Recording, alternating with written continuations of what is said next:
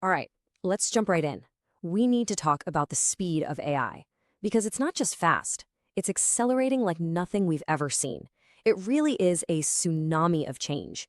And for so many businesses, the biggest question is pretty simple. How on earth do you keep up? Just to give you a sense of this, since 2022, that's not long ago, the intelligence of the top AI models has grown by 5.6 times. Seriously, think about that. What was cutting edge just a couple of years back is already ancient history. And you know what's crazier? It's not just getting smarter, it is getting so much cheaper. In just 18 months, running a powerful model like GPT 3.5 has become 280 times less expensive. This is putting unbelievable power into the hands of, well, everyone. And the result of all that? People are adopting this stuff 4 times faster than they adopted the desktop internet. This is not some slow, gradual shift. No, this is a shockwave, and it's hitting every single industry all at once. So, that brings us right to the heart of the problem.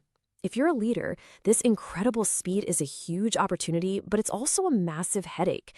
How can you possibly build a coherent long-term strategy when the ground is literally shifting under your feet every single day?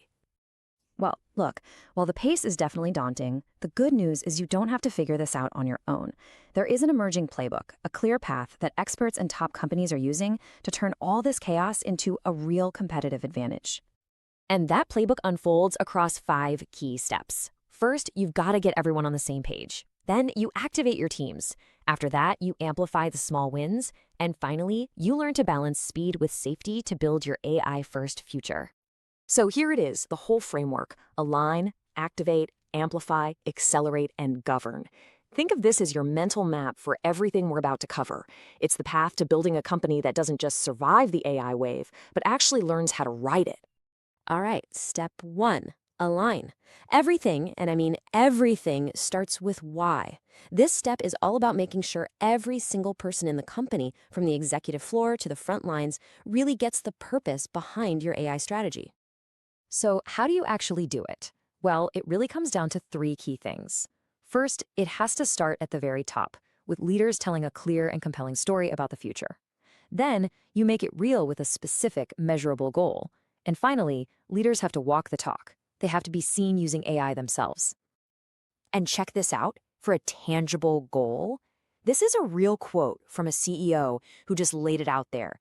Team members should be using AI 20 times a day.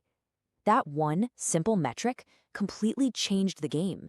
It turned AI from this abstract idea into a concrete daily habit. Okay, so once everyone is aligned on the why, it's time for step 2, activating your teams. This is where the rubber meets the road.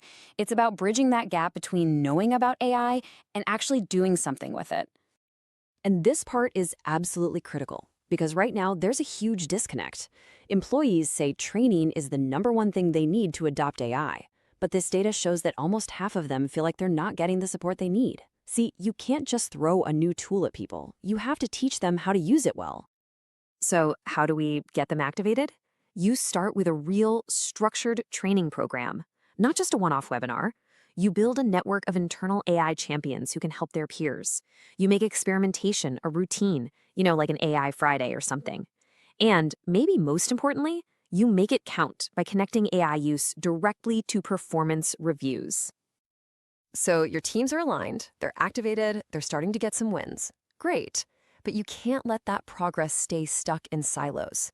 Step 3, amplify, is all about taking those early successes and broadcasting them, turning them into shared knowledge that builds momentum for the whole organization.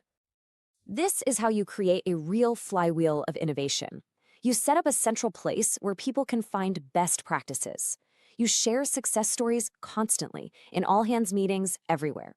You get people talking in active communities on Slack or Teams, and you make sure managers are reinforcing those wins at the team level so everyone sees what great looks like.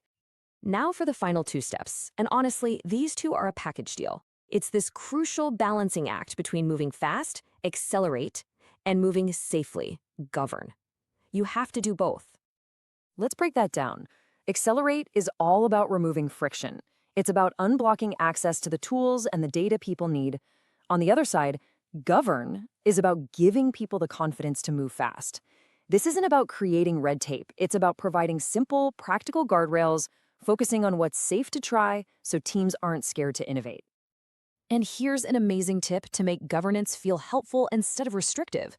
Build your own custom chatbot and train it on your company's AI policies. That way, any employee can just ask it a question in plain English and get an instant approved answer. It makes governance a resource, not a roadblock. Okay, let's wrap this all up.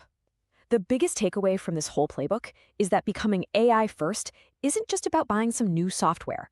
It's a fundamental shift in how your entire company operates, thinks, and works together.